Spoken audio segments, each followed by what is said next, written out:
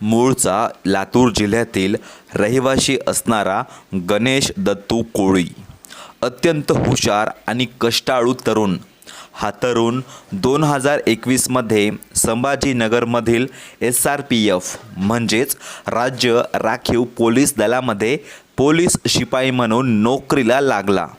पण इथेच न थांबता त्याने स्पर्धा परीक्षेचा अभ्यास सुरू ठेवला आणि 2024मध्ये चंद्रपूरमध्ये तलाठी म्हणून त्याची निवड झाली.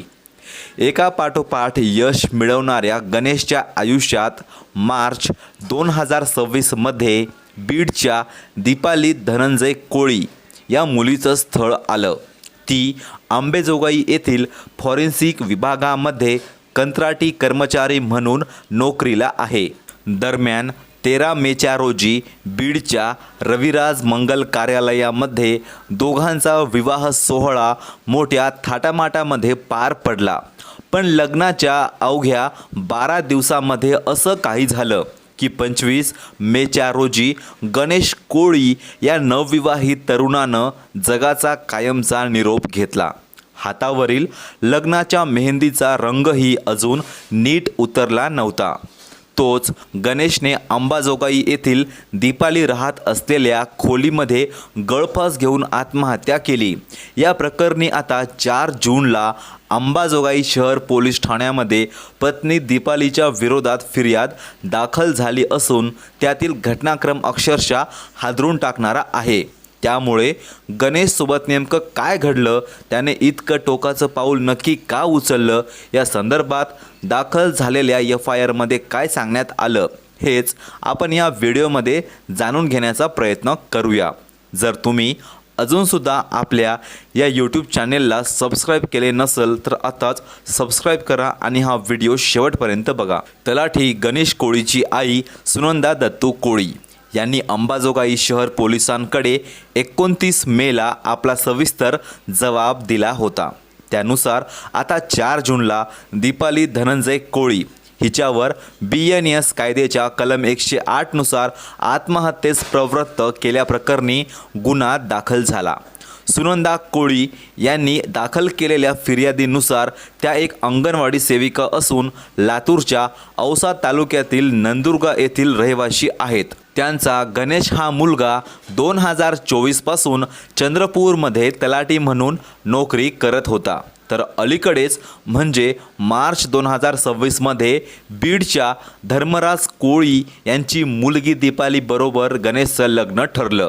त्यानंतर 3 एप्रिलला बीडमधील रविराज मंगल कार्यालयामध्ये साखरपुडा झाला.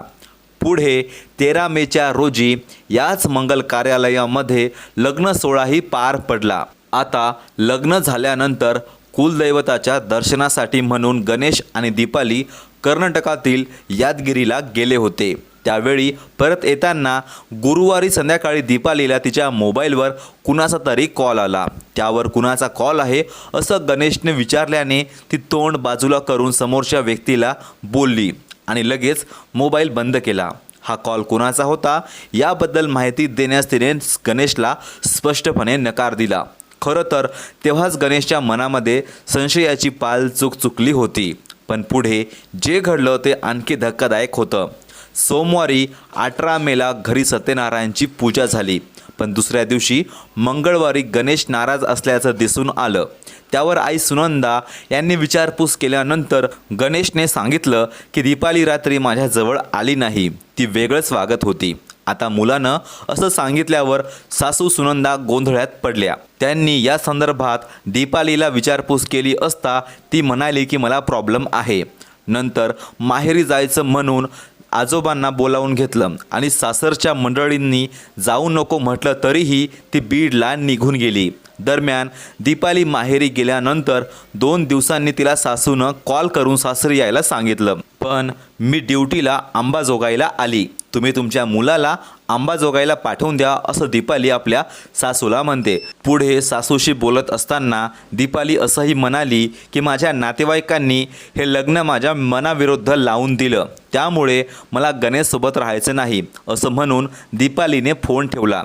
त्यानंतर सासू सुनंदा आणि त्यांच्या कुटुंबियांनी दीपालीच्या कुटुंबाला व नातेवाईकांना फोन करून ही सगळी माहिती दिली. पण त्यांनी कोणताही प्रतिसाद दिला नाही. दीपाली जेव्हा लग्न करून सासरी आली होती तेव्हापासूनच ती कोणाला तरी फोनवर बोलत होती. तिला सासूने देखील या संदर्भात विचारणा केली होती, पण ती काही पण सांगत नव्हती आणि मोबाईल लॉक करून ठेवत होती. त्यामुळे दीपालीची अशी वागणूक सासरच्या मंडळींना संशयास्पद वाटली. पण तरीही सासरची मंडळी तिला काहीही वाईट बोलले नाही. उलट दीपालीनं गणेशला अंबाजोगाईला या म्हणून फोन केल्यानंतर तो 24 मेला अंबाजोगाईला गेला. अंबाजोगाई येथील मोरीवाडी परिसरात दीपाली राहत होती. त्या ठिकाणी नवविवाहित दाम्पत्याची भेट झाली. त्यांच्यात बोलणं झालं. दरम्यान दुसऱ्या दिवशी म्हणजेच 25 मेला गणेशनं त्याची बहीण भाग्यश्रीला फोन केला. यावेळी तो प्रचंड मानसिक त्रासामध्ये होता.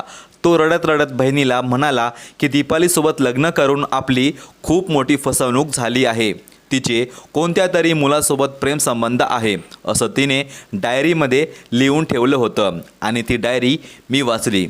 तिला याबाबत विचारलं असता तिने माझ्याबरोबर जोरदार भांडण केल्याचं गणेशने आपल्या बहिणीला सांगितलं. त्यावर तू लगेच परत ये असं बहीण त्याला म्हणाली.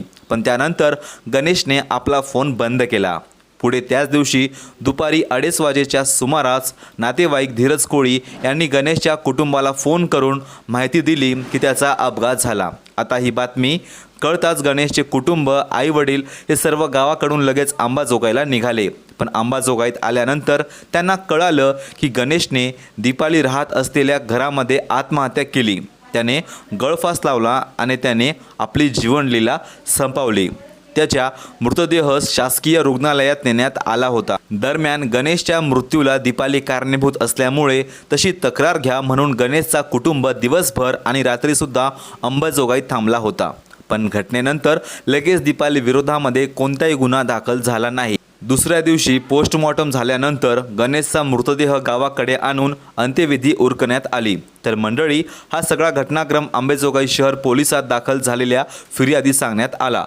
तसंच दीपालीचे कुणातरी सोबत अनैतिक संबंध असतानाही तिने गणेशबरोबर लग्न केलं आणि पती-पत्नी म्हणून संबंधही येऊ दिले नाही असे आरोप दीपाली कोळीवर करण्यात आले होते. तिने तिच्या प्रेमसंबंधाचे लिखाण केलेली डायरी गणेशला दाखवली. त्यामुळे दोघांमध्ये वाद झाला आणि त्यातूनच गणेशने आत्महत्या केली.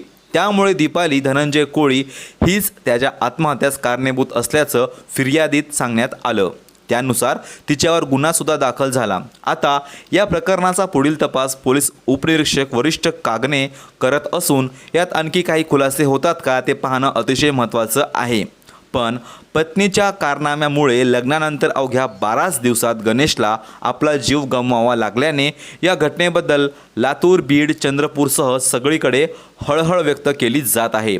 आपल्या कष्टाळू मुलाचा खाकी वर्दी ते तलाठी असा संघर्षाचा प्रवास एका झटक्यात संपल्यामुळे कोळी कुटुंबावर देखील दुःखाचा डोंगर कोसळला. बाकी या प्रकरणावरती तुमच्या सर्व प्रतिक्रिया कमेंटमध्ये नक्की सांगा आणि हा व्हिडिओ आवडला असेल तर एक लाईक करून चॅनेलला सबस्क्राईब करा.